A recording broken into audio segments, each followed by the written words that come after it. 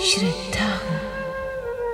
श्री हरि विष्णु नारद को प्रताड़ित करते हुए भगवत भक्ति के मूल मंत्र का परम ज्ञान प्रदान करते हैं। राजगुरु का संदेश पाकर महाराज उत्तानपाद की पत्नी गुप्त रूप से सुरुचि से मिलने का निर्णय करती हैं।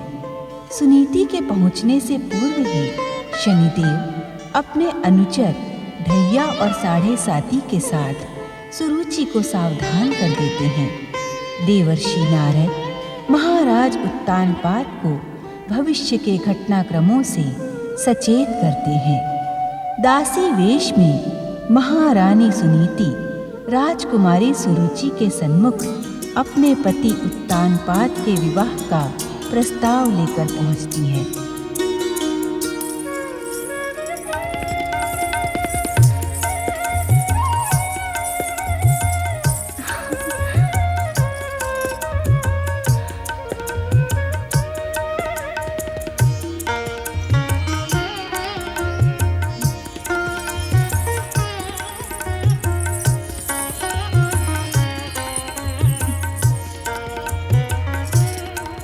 वेश परिवर्तन कर लेने से आप अपनी सत्यता छुपा नहीं सकती महारानी सुनीति।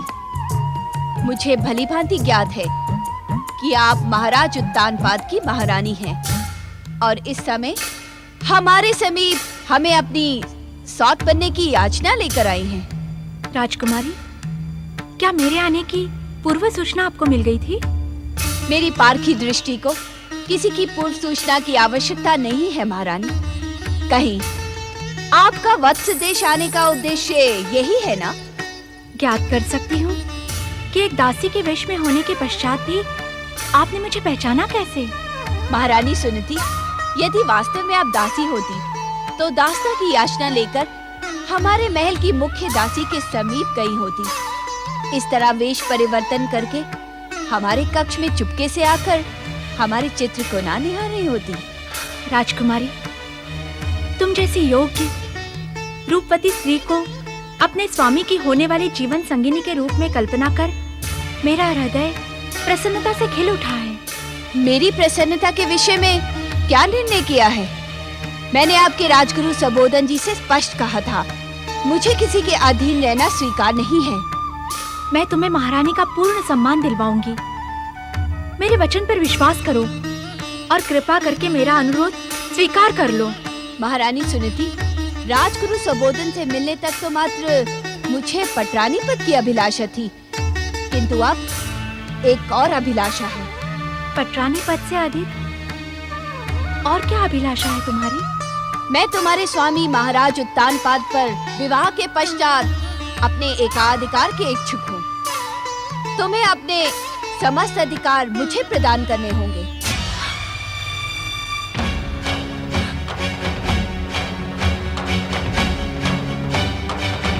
मुझे भली भांति ज्ञात है महारानी सुनीति कि कोई भी नारी अपने पति पर से अपना अधिकार समाप्त होना स्वीकार नहीं करेगी। इसी कारण आप अपना और मेरा समय नष्ट ना करें। मुझे आपकी याचना स्वीकार नहीं है।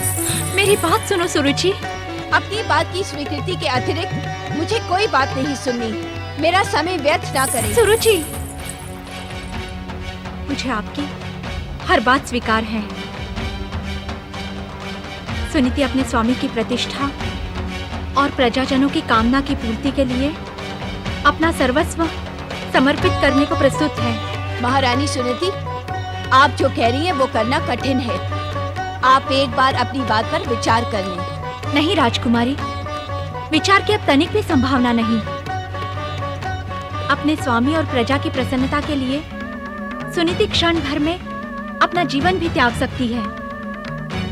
वे प्रसन्न रहें, इसलिए वो हर दुख, हर पीड़ा को सहर्ष सहन कर लेगी।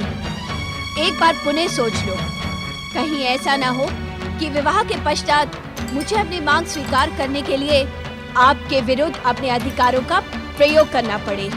निश्चिंत रहो राजकुमारी। सुनीति ने अपने माता, पिता और गुरुजनों से सत्य का पालन और वचन की पूर्णता का पाठ ही सीखा है। सुनीति के प्राण जा सकते हैं, किंतु वह सत्यता और वचन के मार्ग पर अड़िग रहेगी। मैं तुम्हारे वचन पर विश्वास कैसे कर लूं? विश्वास के अतिरिक्त अन्य कोई प्रमाण इस समय मैं नहीं दे सकती सुरुचि। यदि तुम्हारा वचन मिथ्या हुआ तो? सुनीति का वचन मिथ्या होने से पूर्व वो अपने प्राण त्याग देगी। अभी तक मेरे सम्मुख विवाह का औपचारिक प्रस्ताव नहीं आया है। आने पर मैं अवश्य स्वीकार कर लूंगी। जप तप व्रत।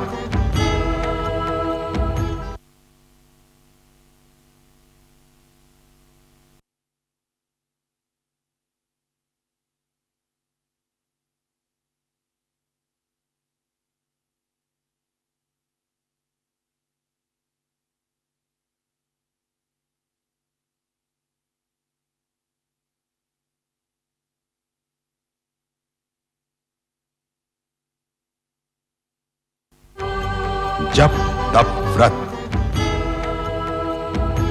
अभी तक मेरे सम्मुख विवाह का औपचारिक प्रस्ताव नहीं आया है। आने पर मैं अवश्य स्वीकार कर लूंगी। मैं इसी दृढ़ निश्चय के साथ तुम्हारे पास आई थी कि किसी भी मूल्य पर तुम्हारी स्वीकृति प्राप्त करके ही जाऊंगी।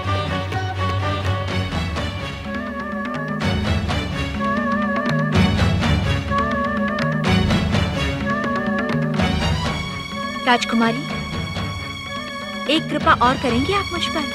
कैसी कृपा? क्या आपका ये चित्र मैं अपने साथ ले जा सकती हूँ? किस कारण? वत्स देश के किसी भी याचक को निराश न करने की परंपरा है। आप ये चित्र ले जा सकते हैं।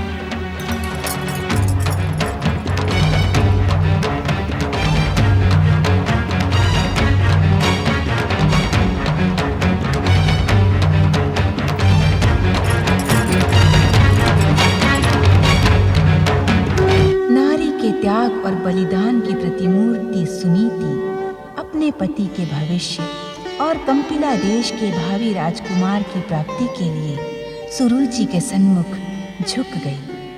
किंतु उनके इस कार्य ने नारी के आदर्श को गौरवान्वित कर दिया और सुरुचि के चरित्र ने नारी का अहंकारी रूप भी दर्शा दिया। दूसरी ओर अहंकारी शनिदेव अपने स्वभावानुसार अनायास ही अदृश्य हो जाते हैं और उनके सेवक भैया और साढ़े साथी इस स्थिति से अत्यंत चिंतित हैं। मित्र साढ़े साथी, क्या तुमने स्वामी शनिदेव को पृथ्वी लोक के हर स्थान पर ढूंढ लिया? मित्र ढैया, मैंने अपनी दृष्टि से पृथ्वी का अब कोई भी कोना शेष नहीं छोड़ा है। मैंने स्वामी को पृथ्वी के चप्पे चप्पे पर ढूंढा, किंतु वे कहीं नहीं मिले। समझ में नहीं आता कि स्वामी हमसे बार बार रुष्ट क्यों हो जाते हैं। कैसा स्वभाव है स्वामी का, वे किसी को क्षमा करते ही नहीं। हम कब से उन्हें ढूंढ रहे हैं। मित्र साढ़े साथी, हमने ग्रहलोक नक्षत्रलोक के साथ ब्रह्मांड के हर क्षेत्र में स्वामी को ढूंढा, किंतु वे कहीं नहीं मिले।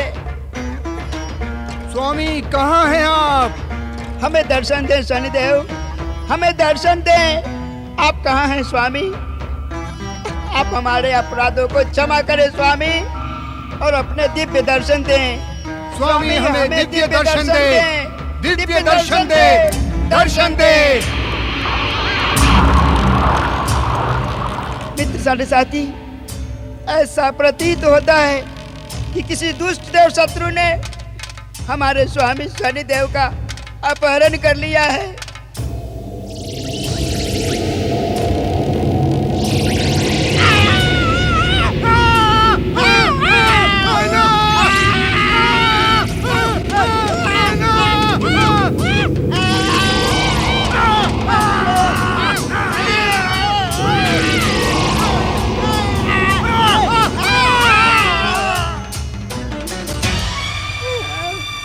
आप हमें इस प्रकार दंडित ना करें शनिदेव। आप हमारे आराध्य हैं, हमारे अपराधों को क्षमा कर दें देव।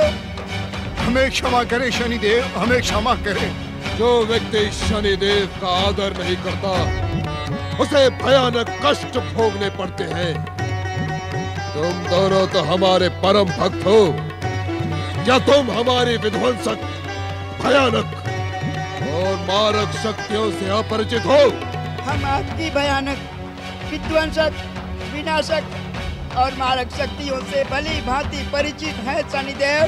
तो तुम्हारा ये कहने का साहस कैसे हुआ कि हमारा कोई शत्रु हमारा अपहरण कर सकता है, शनिदेव का अपहरण?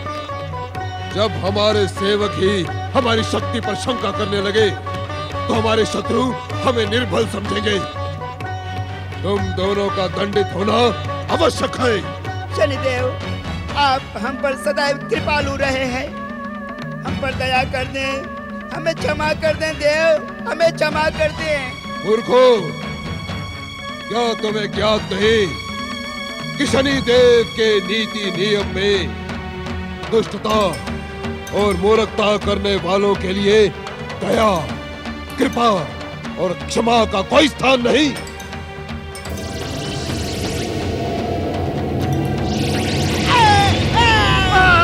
क्षमा शनिदेव, क्षमा।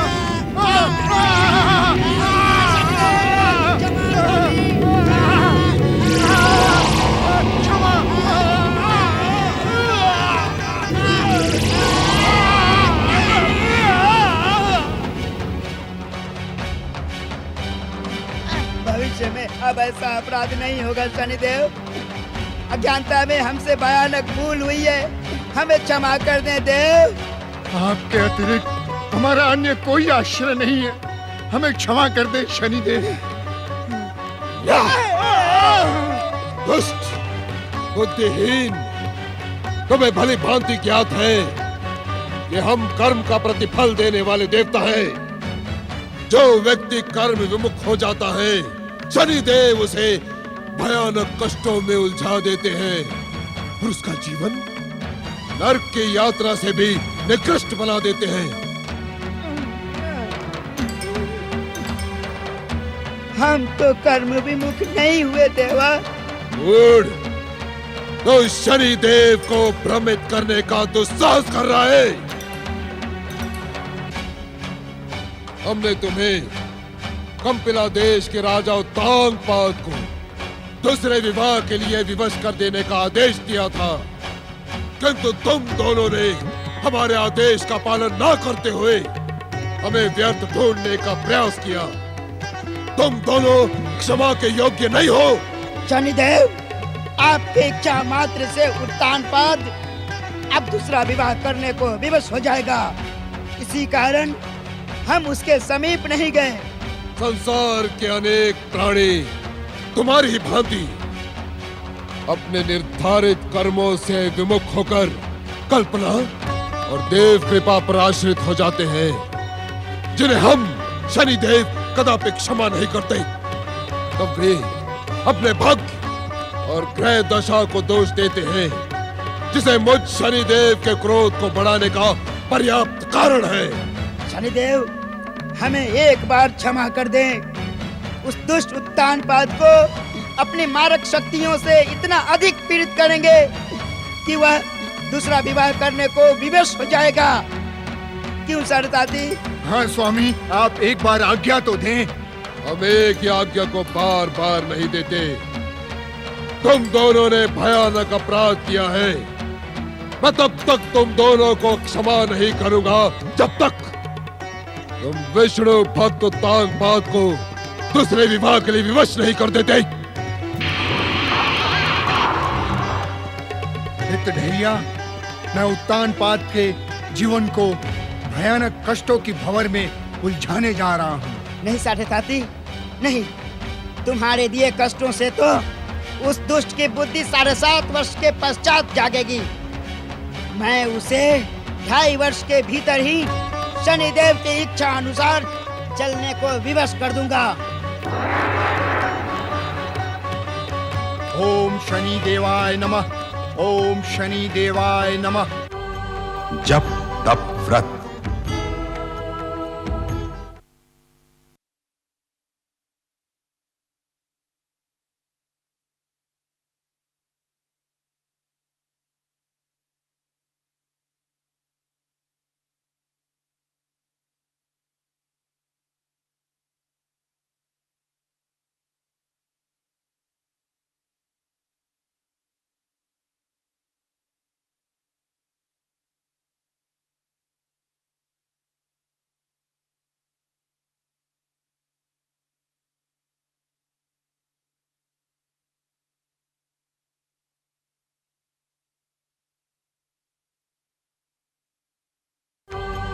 जप तप व्रत।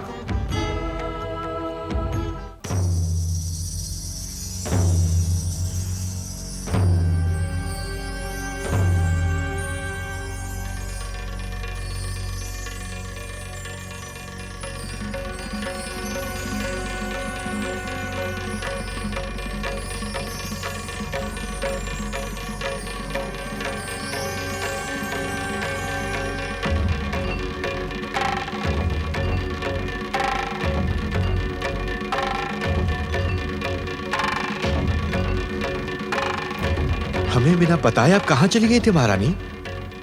आपने ये भी नहीं सोचा कि आपकी अनुपस्थिति में हमारी दशा क्या होगी?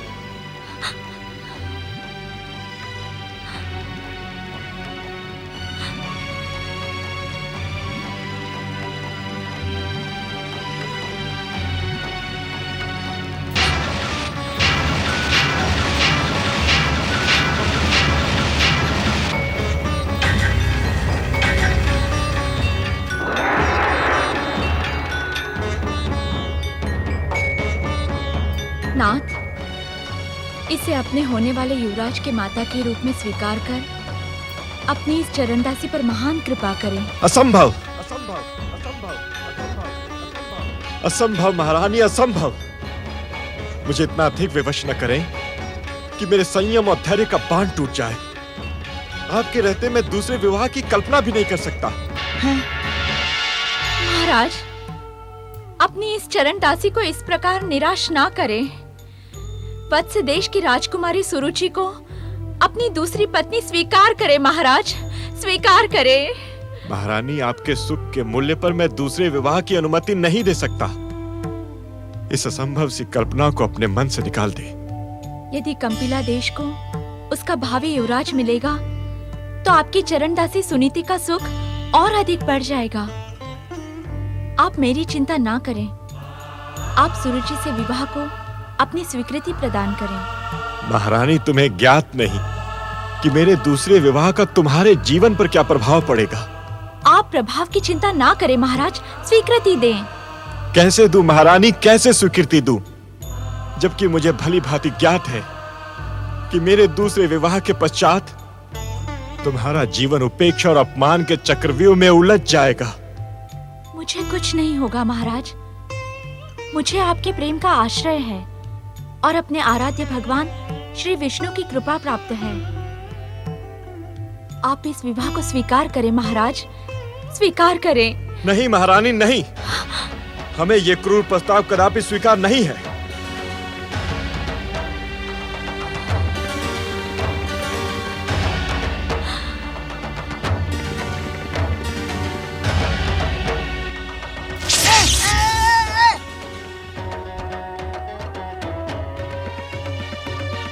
ओम नमो नारायणाय।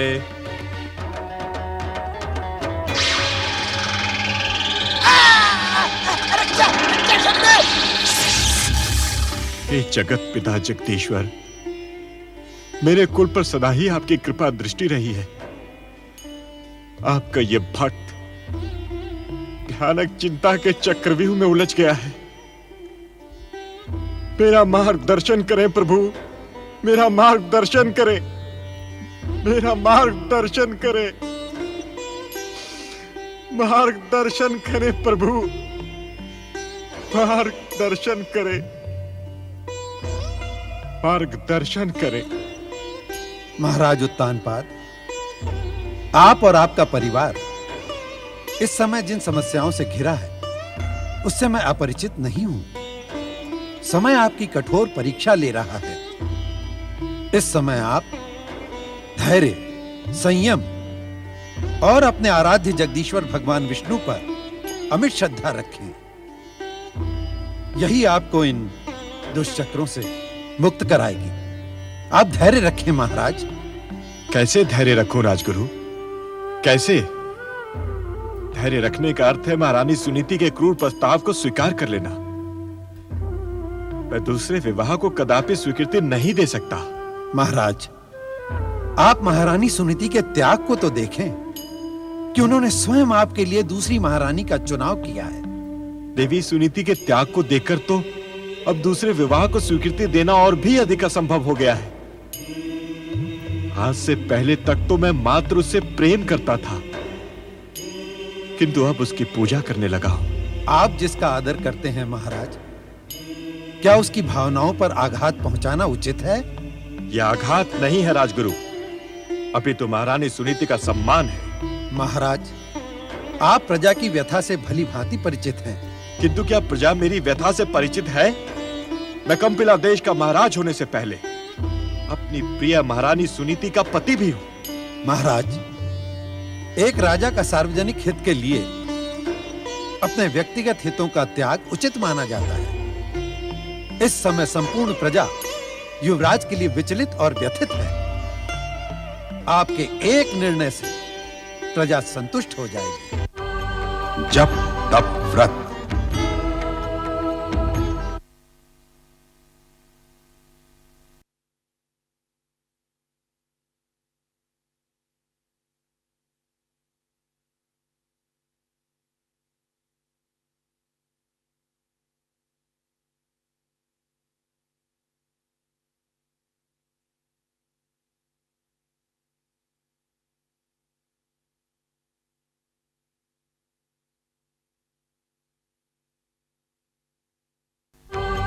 जप तप व्रत।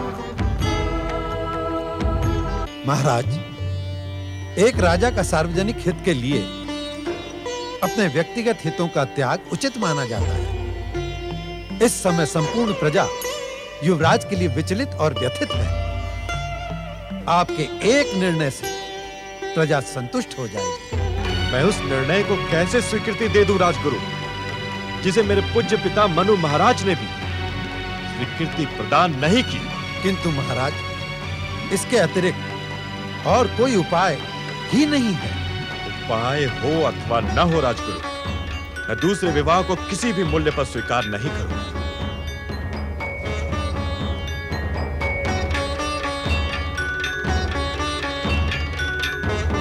हे जगत पालक जगदीश्वर भगवान श्री विष्णु, त्याग और समर्पण का अनुपम उदाहरण आज मैं साक्षात देखता हूं। कृपा करें त्रिलोकीनाथ, दया करें श्रीहरि।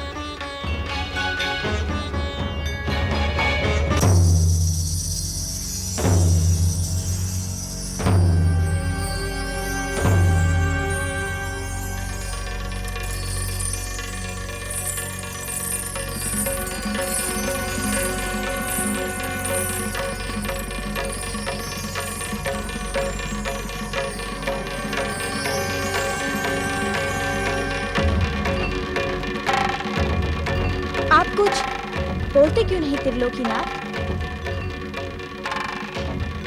आपने सुनीति और उत्तानपाद को इतनी विचित्र परिस्थितियों में क्यों उलझा दिया?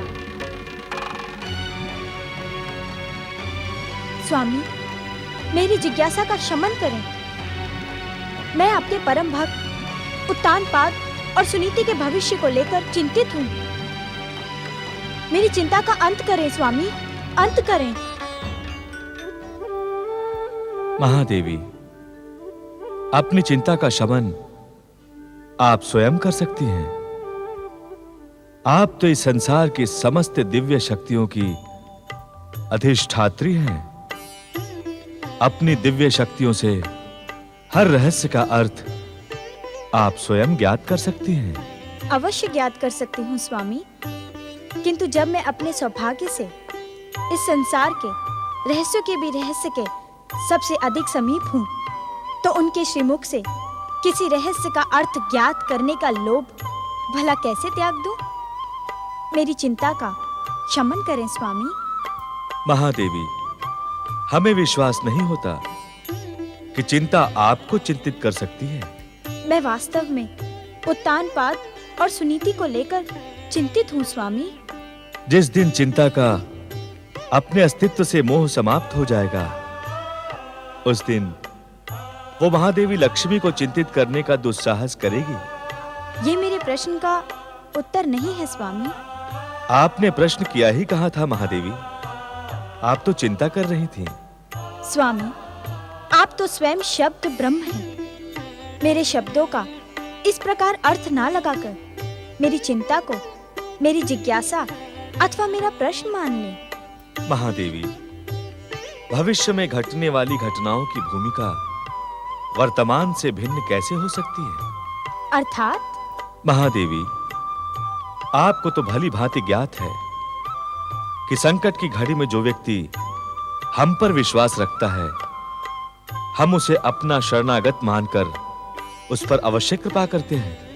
हे शरणागत वत्सल, आप तो इस संसार के रहस्यों के भी रहस्य हैं। आपकी रहस्यमय भाषा मेरी तनिक भी समझ में नहीं आई।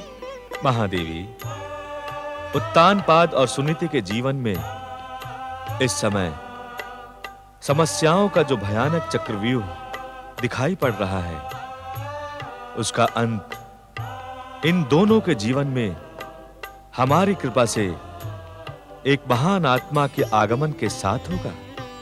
अर्थात त्रिलोकीनाथ? महादेवी, जो संकट की घड़ी में भी हम पर असीम विश्वास रखता है, हम उसे कृपा का प्रतिफल देने से विमुख कैसे हो सकते हैं? उत्तानपाद और सुनीति हमारी परम भक्त हैं। भविष्य में ये दोनों हमारी कृपा पाकर एक दिव्य आत्मा के माता पिता बनने के सौभाग्य प्राप्त करेंगे। किंतु स्वामी। महादेवी, इतने संकेत तुम्हारे लिए पर्याप्त हैं। अब तुम इन संकेतों से सूत्र को पकड़कर संपूर्ण घटनाक्रम को समझने का प्रयास करो और हमसे अधिक प्रश्न ना करो। जप तप व्रत।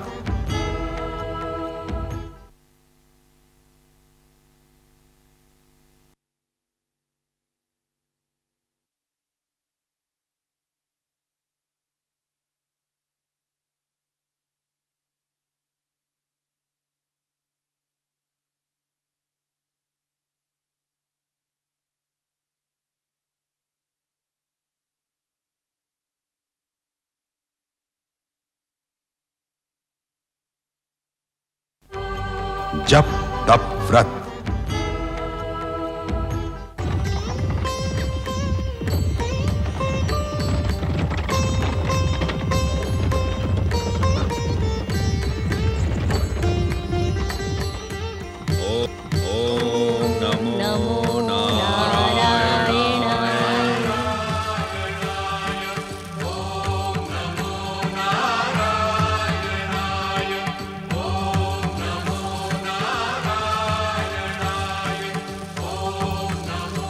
ओम नमो नारायणाय।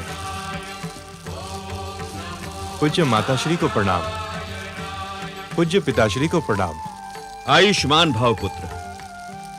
पुत्र उत्तानपाद, कंपिला देश में सब कुशल तो हैं? पुत्र, तुम्हारे मुख के भाव बता रहे हैं कि इस समय तुम भयानक दुश्चिंताओं से घिरे हो। आओ पुत्र, कुटिया में आओ और निसंकोच होकर कहो। आओ, आओ पुत्र।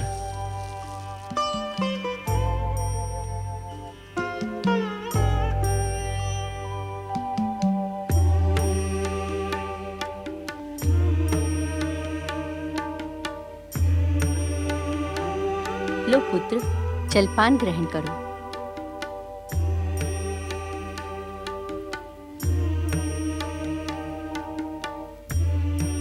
धन्यवाद माताश्री। कहो पुत्र, तुम्हारी चिंता का क्या कारण है? निसंकोच होकर कहो पुत्र। माता पिता से कैसा संकोच? अपनी व्यथा से उत्तेजित होकर ज्ञात नहीं किस प्रेरणावश मैं आपके समीप चला आया पिताश्री, किंतु अब निर्णय नहीं कर पा रहा हूं कि अपनी दुविधा आपसे कहूं अथवा नहीं।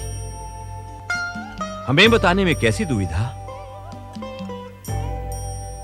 पिताश्री, आप इस समय वानप्रस्थ आश्रम का पालन कर रहे हैं। गृहस्थ आश्रम की समस्याओं से आपको विचलित करना नीति सम्मत नहीं है। पुत्र उत्तानपाद, तुम्हारे विचार सुनकर मुझे गर्व की अनुभूति हो रही है। तुम वास्तव में मनु के पुत्र कहलाने के योग्य हो, किंतु वानप्रस्थी होने पर भी हम तुम्हारे माता पिता हैं। तुम निसंकोच अपनी समस्याओं से हमें अवगत कराओ पुत्र। पुत्र, यदि तुम्हारी समस्याएं हमारी सीमा और सामर्थ्य के भीतर हुई तो हम अवश्य ही उनका निराकरण करेंगे। माताश्री, इस समय आपका पुत्र उत्तानपाद भयानक धर्म संकट से घिर गया है। धर्म संकट? कैसा धर्म संकट पुत्र? पिताश्री, महारानी सुनीति ने मेरे दूसरे विवाह का प्रस्ताव रख के मुझे धर्म संकट में डाल दिया है। दूसरा विवाह? पुत्र उत्तानपाद, हमें यह भली भांति ज्ञात है कि पुत्र प्राप्ति ना होने से किसी भी नारी का उद्विग्न होना स्वाभाविक है, किंतु पृथ्वीलोक की मर्यादा दूसरे विवाह की अनुमति नहीं देती। मेरी दुविधा तो यही है पिताश्री कि मेरे सम्मुख मेरे दूसरे विवाह का प्रस्ताव स्वयं महारानी सुनीति ने रखा है। नहीं पुत्र उत्तानपाद, नहीं।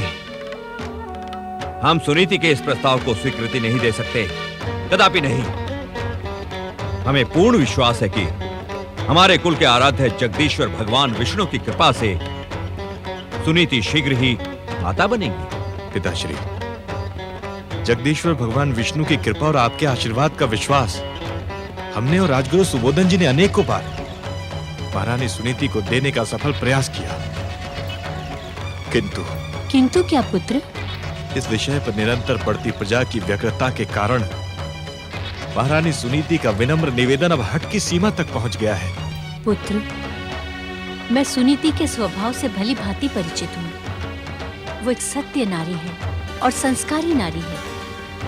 भगवान पर उसकी असीम श्रद्धा और विश्वास है। निस्संदेह प्रजा की व्यग्रता ने उसे विचलित कर दिया है। एक नारी के मां न बनने की व्यथा को शब्दों में व्यक्त करना असंभव है। आपके कहने का अर्थ है देवी शत्रुपा कि पुत्र उत्तानपाद को सुनीति का प्रस्ताव स्वीकार कर लेना आवश्यक है। इसमें अनुचित क्या है स्वामी? अनुचित है देवी शत्रुपा, अनुचित है। दूसरे विवाह को पृथ्वीलोक की परंपराएं स्वीकार नहीं करती, और यदि आज हमारा पुत्र उत्तानपाद परिस्थितियों के सामने विवश होकर दूसरे विवाह को स्वीकृति देता है, तो कल आने वाला समाज इसी बात का अनुसरण करते हुए इसे एक परंपरा के रूप में अपनाने लगेगा। स्वामी, यदि कोई व्यक्ति हमारे पुत्र के समान परिस्थितियों के चक्रव्यूह में उलझ जाए तो उसका दूसरा विवाह अनुचित नहीं है। आप समझ क्यों नहीं रही हैं देवी शत्रुपा? क्या आप मनुष्यों के स्वभाव से अपरिचित हैं? कैसा स्वभाव? देवी शत्रुपा, सदाचार के पथ पर चलने वाला मनुष्य तो नीति नियमों का कठोरता से पालन करता है, किंतु हर मनुष्य तो सदाचारी नहीं होता। अपने दोष को छुपाने के लिए तब अनेक मनुष्य पुत्र उत्तानपाद का उदाहरण देकर दूसरा विवाह करने लगेंगे। इसमें भी अनुचित क्या है? अनुचित है देवी शत्रुपा, अनुचित है। तनिक सोचे कि दूसरे विवाह की स्थिति में पहली पत्नी के अधिकारों का क्या होगा। यदि नई पत्नी के आकर्षण में शक्ति संपन्न पुरुष ने पहली पत्नी की कोमल नारी भावनाओं पर आघात करना प्रारंभ कर दिया, तो इस पृथ्वी लोक की स्थिति कितनी विचित्र होगी। पिताश्री, पृथ्वी लोक पर आपके द्वारा निर्धारित नीति नियमों को हर प्रकार से महारानी सुनीति को मैंने समझाने का प्रयास कर लिया है, किंतु उसका हट कुछ भी मानने को प्रस्तुत ही नहीं। हमने प्रजा के आग्रह पर पुत्र प्राप्ति के लिए पुत्रेष्टि यज्ञ का आयोजन भी किया। क्या यज्ञ अनुष्ठान का कोई भी परिणाम नहीं निकला? माताश्री, आप दोनों के आशीर्वाद से पुत्रेष्टि यज्ञ के समापन पर स्वयं अग्निदेव ने प्रकट होकर कुछ कठिनाइयों के पश्चात युवराज जन्म का आश्वासन भी दिया, किंतु अब महारानी सुनीति और कंपिला की प्रजा का धैर्य समाप्त हो गया है। आपकी पुत्र वधु सुनीति ने स्वयं अपनी सौत का चुनाव भी कर लिया है। अर्थात? माताश्री, सुनीति स्वयं हमारे दूसरे विवाह के लिए वत्स देश गई थी। वत्स देश? हाँ माताश्री, महारानी सुनीति ने स्वयं प्रस्तुत होकर वसुदेव की राजकुमारी सुरुचि को हमारी दूसरी महारानी बनाने का वचन दे दिया है। इसी कारण तो हमारी दुविधा और भी अधिक बढ़ गई है। समझ में नहीं आता कि मैं क्या निर्णय करूं।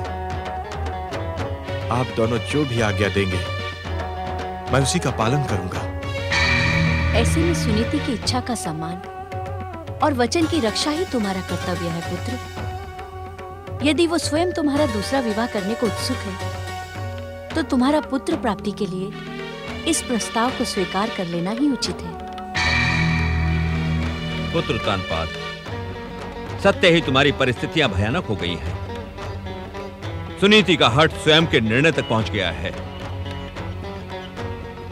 ऐसी स्थिति में मैं तुम्हें कोई भी परामर्श ना देकर इतना ही कहूंगा कि अपनी अंतरात्मा के स्वर का अनुसरण करो और दुविधा को त्याग कर शीघ्र ही किसी निर्णय पर पहुंचो। हमारी शुभकामनाएं तुम्हारे साथ है पुत्र।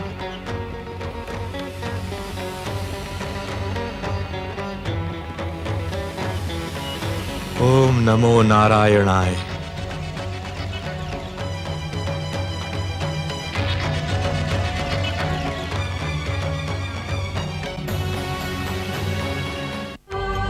जप तप व्रत।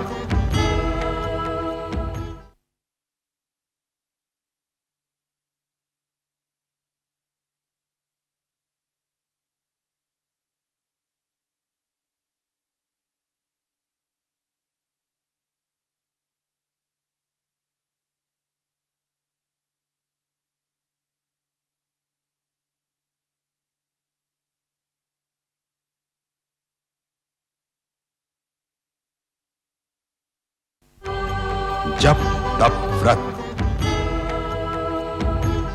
शनिदेव, मुझे दर्शन दे। मैं राहु आपके दर्शनों के लिए तरस रहा हूँ। आपने ना जाने किस अज्ञात स्थान पर अपना निवास बना लिया है। मैं तीनों लोकों में आपकी खोज में भटक भटक कर थक गया हूँ। आप मुझे दर्शन दें स्वामी, आप मुझे दर्शन दें शनिदेव, आप मुझे दर्शन दें।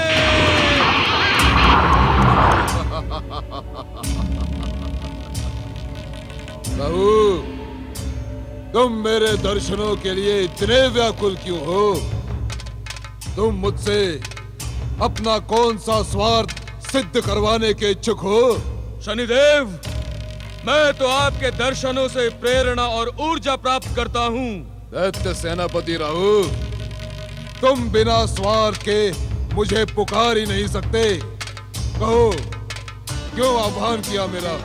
शनिदेव, दैत्य गुरु शुक्राचार्य की भांति आपने भी बैकुंठ के महासम्मेलन में जब तब व्रत का भयानक विरोध किया, किंतु उसका परिणाम क्या हुआ? अर्थात असुर जाति पाताल के अंधकार में अचेत पड़ी है। छलिया विष्णु और दुष्ट देवताओं के छल प्रपंच के कारण असुरों के उत्थान की संभावना भी समाप्त हो गई है। पृथ्वी लोक पर जब तब व्रत की कीर्ति दिन प्रतिदिन बढ़ती जा रही है। विनाशक शक्तियों के संगठन की समस्त योजना का सर्वनाश हो गया। क्या तुम इसका उत्तरदायी मुझे ठहराने का दुस्साहस कर रहे हो? नहीं शनिदेव, उत्तरदायी मात्र आप नहीं, दैत्य गुरु शुक्राचार्य और मैं भी हूँ। किंतु हमारी शक्तियाँ आपसे ही ऊर्जा प्राप्त करती हैं। महासम्मेलन में त्रिदेवों, ग्रहों और दुष्ट देवताओं का घोर विरोध कर आपने मुझे अपना दास बना लिया। राहु, तुम्हारे मुख से निकला हर वाक्य कितना मधुर होता है।